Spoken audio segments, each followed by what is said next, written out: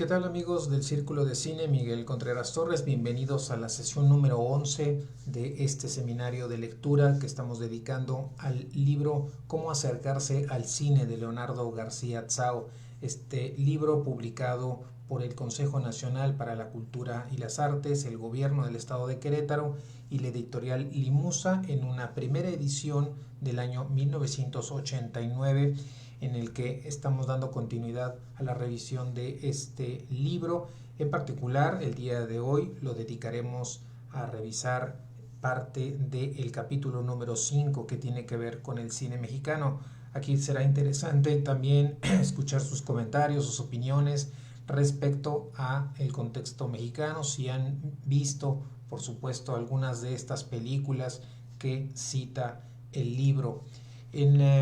este capítulo 5, que lleva por título, a modo de pregunta, ¿y el cine mexicano qué? Ya que Leonardo García Tsao en el capítulo cuarto había hecho la presentación de una filmografía fundamental, sobre todo de carácter internacional. Ahora, en este quinto capítulo, aborda la cuestión del cine mexicano. En la página 103 nos va a decir Leonardo García Tsao que en cuanto se menciona la palabra cine mexicano, hay una reacción común a responder con dos sofismas. El primero de ellos, el que establece de que el único cine mexicano bueno que se ha hecho es el de la época de oro de los 40, y que ojalá se pudiera recuperar la calidad de esa producción. El segundo sofisma que plantea García Tsao es el de el cine mexicano que se hace ahora solo se puede definir como un churro. No existen ahora directores, ni guionistas, ni fotógrafos, ni actores con talento. La intención de este texto, de este capítulo de García Tsao, es desmentir estos dos sofismas respecto a, primero, el privilegio de la época de oro del cine mexicano como el momento de mayor lucimiento y esplendor y calidad en la producción de nuestro país, y el segundo, la cuestión del cine actual como un cine en el que ni directores, ni guionistas, ni fotógrafos, ni actores muestran algún tipo de talento. Entonces, en este capítulo, García Tsao intentará desmentir estas aseveraciones.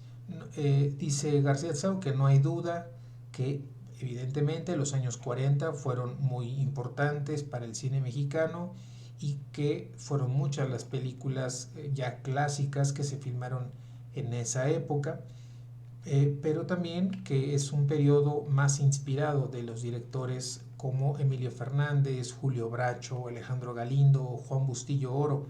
pero su auge económico se dio por una coincidencia de circunstancias muy peculiares que para intentar repetir esta serie de condiciones sería necesaria otra guerra mundial en la que intervinieran los países ricos con una fuerte industria cinematográfica y que el resto del cine hispanohablante se declarase en una larga huelga y que desapareciera también la televisión. Ahora entonces se plantea como un ideal el regreso de estas estéticas del cine de los 40. También es una cuestión absurda y descabellada, dado que las circunstancias históricas no son las mismas. Una película que destaca García Tsao es Pueblerina, de Emilio el Indio Fernández, que tiene el valor de ser un producto de su tiempo, que el propio realizador comprueba cómo filmó segundas e inútiles versiones de sus clásicos más de 20 años después, y que este fenómeno de tratar de recuperar temáticas importantes y fundamentales durante la década de los 40, cuando se intenta hacer un remake de las mismas temáticas, ese fenómeno ya no se pudo recuperar. Se pregunta García Tsao, ¿qué pasa con el cine mexicano actual? y responde que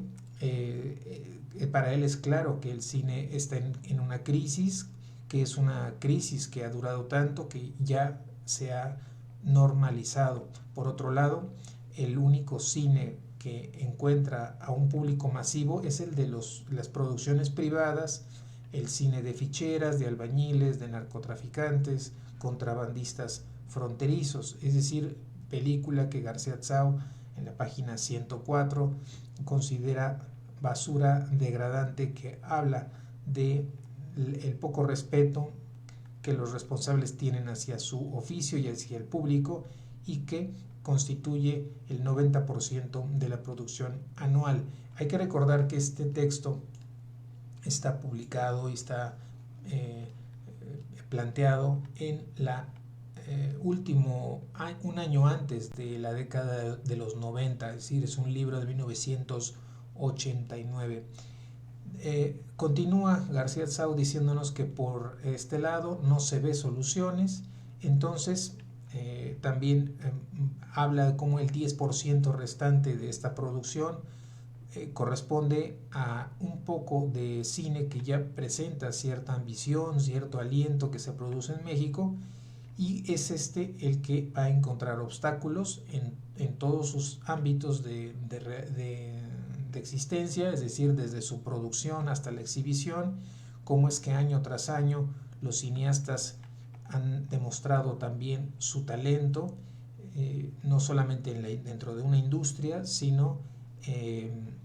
también en los trabajos de tesis en las escuelas de cine, y que también encuentran cada vez más dificultad para vivir de su oficio. Mucho se ha esperado entonces de esta solución que podría provenir de un cine estatal, como ocurrió durante la administración echeverrista, o durante los 6 años que parecían esos realizadores mexicanos podían filmar a su gusto. Dice que por lo menos este segundo bloque significativo de películas, es decir, este 10% de la producción que intentaba otro tipo de temáticas y de propuestas, se hicieron también películas importantes dentro de la cinematografía nacional. Entonces, en este trabajo, los directores establecidos como Felipe Casals, Arturo Ripstein, Paul Leduc, Jaime Humberto Hermosillo van a filmar cada tercer año, si bien les va, mientras que los directores más jóvenes no han podido como tal desarrollar una carrera, cuando entonces deberían haber ya 2 generaciones más de cineastas activos en México. Cita los trabajos y los intentos de egresados de las escuelas de cine que en ese momento estaban presentando trabajos, como José Luis García Agraz, Raúl Busteros, Alejandro Pelayo, Nicolás Echeverría, Alberto Cortés, Diego López y otros, que no han pasado para la fecha de esta publicación de el tercer largometraje en 10 años de trabajar en el cine. Se pregunta García Tsao sobre cuál es la solución que tiene entonces el cine mexicano, y responde que existe la posibilidad de una colaboración entre el Estado y las producciones independientes, que si el cineasta ha demostrado tener estas posibilidades de financiar su propia película, el Estado debería facilitarle al menos ciertos caminos para poder superar algunas etapas complicadas y costosas, en particular todo aquello que tiene que ver con la difusión, la distribución y la exhibición. Y muestra el ejemplo de cómo es que otros países han hecho este tipo de apoyos, como el caso de España, a través de su Ministerio de Cultura, ayudando con ciertas ventajas fiscales para los cineastas. Y también destaca otro problema grave, y es el hecho de que el cine mexicano de calidad no encuentra tan fácil un público, que hubo un momento en los 40, en la década de los 40, en el que ese cine era el mismo que atraía a los grandes públicos, pero García Tsao dice en la página 107 que ha habido una especie de divorcio. El público de las clases populares pagan por ver cierto tipo de producción de mala calidad, que está acostumbrado a consumirla, mientras que el público de la clase media y que asiste a las exhibiciones de películas estadounidenses presenta también cierto rechazo o cierta fobia, como le va a decir García Tsao, hacia el cine mexicano o todo lo que tenga que ver con el cine mexicano. Resume García Tsao esta problemática en la idea de que esto se debe más bien a una problemática de política cultural que se va a reflejar también en otros ámbitos. Pero nos va a decir en la página 107 que para que el cine mexicano de calidad recupere el público, primero tiene que existir una producción en este sentido. Dejar de ser películas que se constituyan como una excepción, como casos aislados, y que si se hace una revisión a la historia del cine mundial, estos grandes periodos que han existido en la cinematografía han surgido después de movimientos concertados. Se pregunta sobre el destino que hubiera tenido el cine italiano sin el neorrealismo o el destino del cine francés sin la nueva ola. Si entonces el director está interesado en el cine, dice García Tsao en la página 107, debe interesarse primero por el buen cine mexicano, que a fin de cuentas es el que le va a hablar de lo suyo, va a identificarse como ningún otra posibilidad. Aunque no lo crea, dice García Tsao, hay mucho cine mexicano que poder observar, y por eso es que hace una propuesta, una selección de acuerdo con el consenso, dice él, de la crítica nacional y extranjera, de una filmografía que está integrada por los realizadores y sus películas que han aportado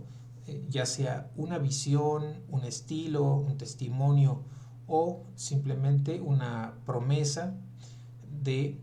una evolución, una posible evolución del cine nacional. Nos dice que la mayoría de las películas se exhiben con frecuencia en la televisión, en cineclubes,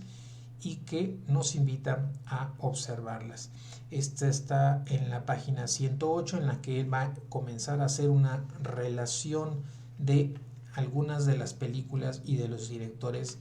que considera fundamentales en el caso del cine mexicano. Inicia esta revisión con Benito Alarraqui y su película Raíces de 1953. También está presente Luis Alcoriza,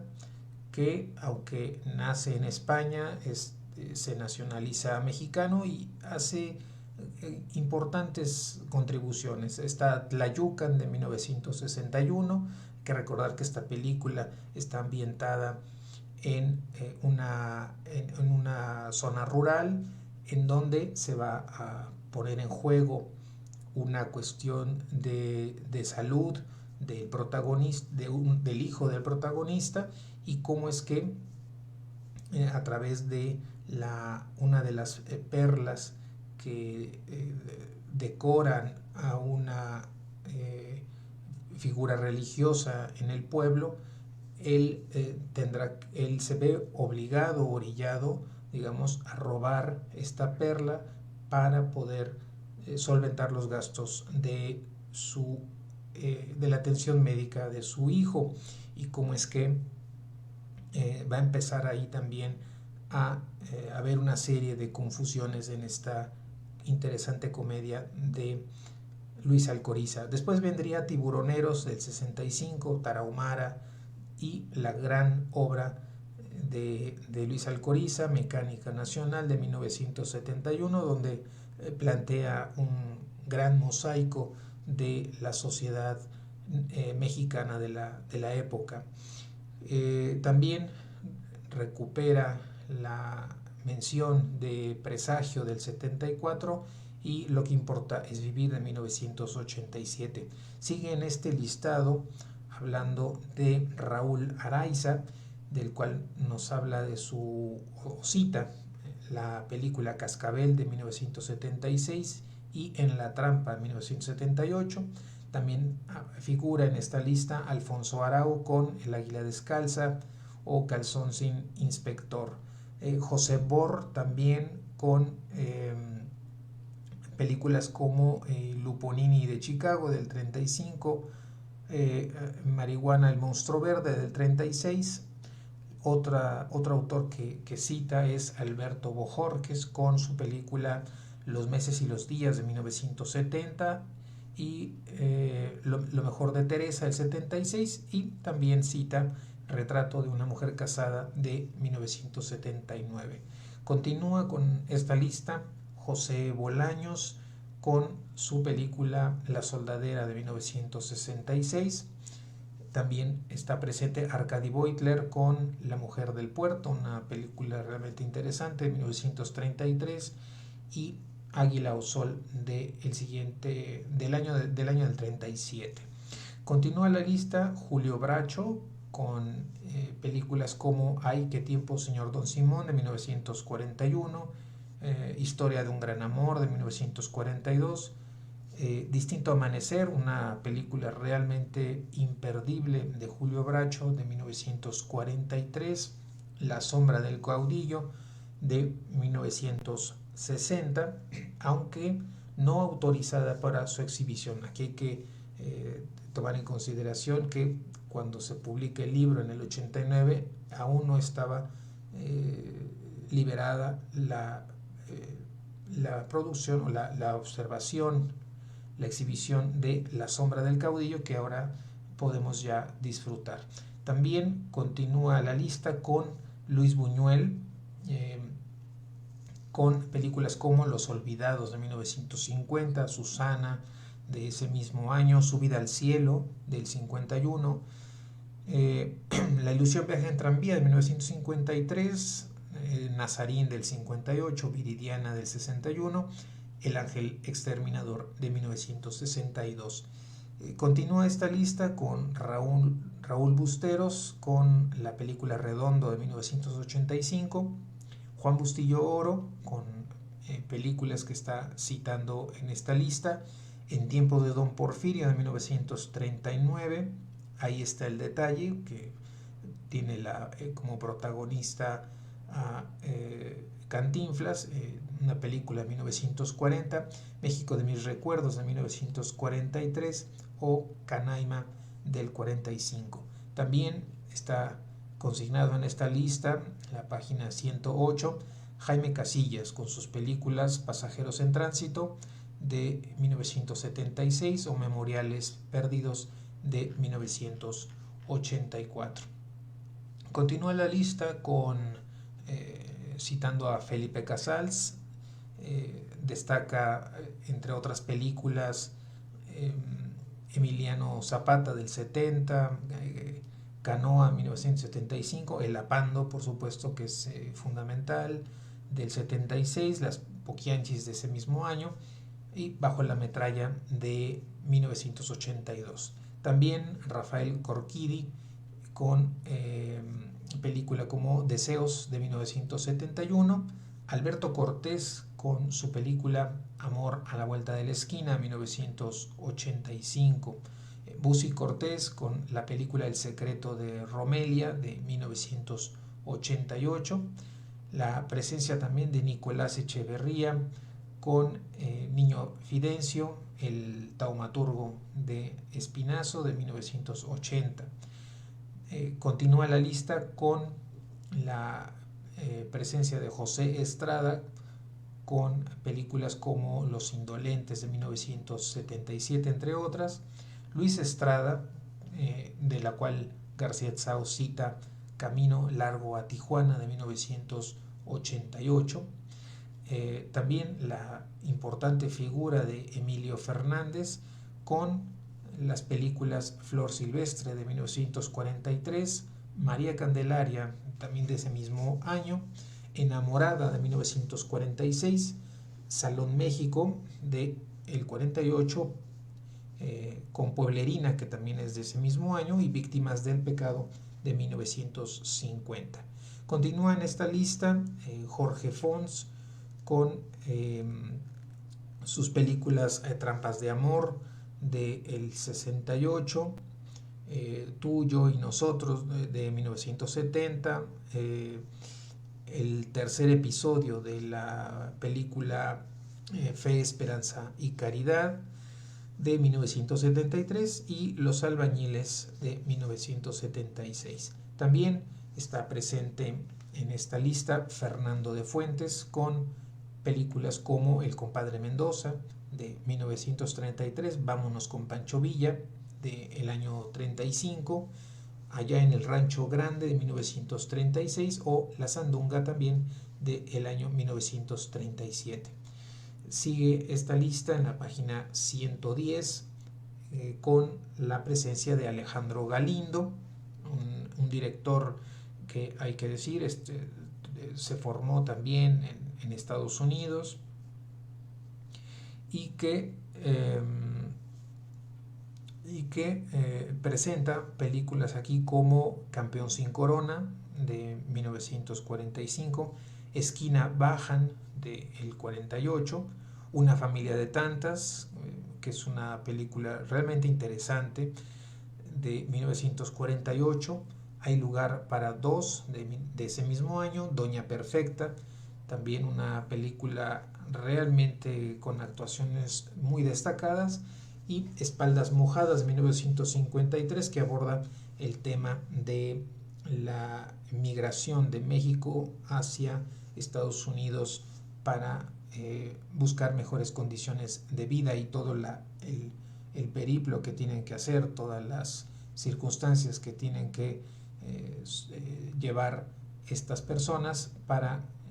ir a trabajar a los Estados Unidos.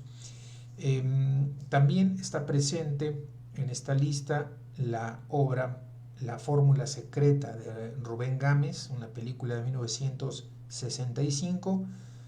la película también de José Luis García Agraz llamada Knockout, muy importante, de 1982. También Yomi García Ascot con su película En el balcón vacío de 1961, y cierra esta página 110 con la mención de Roberto Gabaldón con, entre otras películas importantísimas, La Barraca de 1944, La diosa arrodillada, una realmente muy impresionante, muy importante película de Roberto Gabaldón. Esta es de 1947, En la palma de tu mano de 1950, El rebozo de soledad de 1952, Macario, una película también muy importante que no hay que dejar de verla, esta película de 1959, El gallo de oro de 1964, y va a continuar la lista en la siguiente página, en la página 112, pero esta continuación de la revisión que hace o del listado que hace Leonardo García Tsao a algunas de las más importantes películas o películas que él considera importantes, las continuaremos en nuestra siguiente emisión. Bien, nos hemos quedado entonces en la página 110, en la que García Tsao nos ha presentado ya un buen número de autores del cine mexicano muy importantes: Benito Larraqui, Luis Alcoriza, Raúl Araiza, José Bor, Alberto Bojorquez, José Bolaños, Arcadi Beutler, Julio Bracho, Luis Buñuel, Raúl Busteros, Juan Bustillo Oro, Jaime Casillas, la presencia también de Felipe Casals, Rafael Corquidi, Alberto Cortés, Busi Cortés, Nicolás Echeverría, José Estrada, Luis Estrada, Emilio Fernández, Jorge Fons, Fernando de Fuentes, Alejandro Galindo, Rubén Gámez, José Luis García Agraz con una producción, Jomí García Ascot con una producción también y Roberto Gabaldón. Vamos a dejar hasta aquí la revisión de este listado que presenta García Tsao en el 5º capítulo de este pequeño texto en donde nos invita a aproximarnos, a acercarnos al cine en este libro publicado por el Consejo Nacional para la Cultura y las Artes, el Gobierno del Estado de Querétaro y la editorial Limusa, en un libro publicado como parte de una colección llamada Cómo acercarse a, en la que García Tsao le fue encomendado hablar sobre el cine. Una primera edición publicada en México en el año de 1989. El día de mañana, jueves, continuaremos con la revisión de este 5º capítulo, así que los invito a estar al pendiente de la transmisión y, por supuesto, de darle seguimiento a este listado y estas películas, de que si ustedes no las han visto, también es una invitación a que nosotros conozcamos estos autores, estas películas, para conocer un poco más de nuestro propio cine. Sin más, les agradezco mucho su atención, a los que nos escuchan en el directo, pero también a aquellos que nos escuchan en la versión grabada, porque todas estas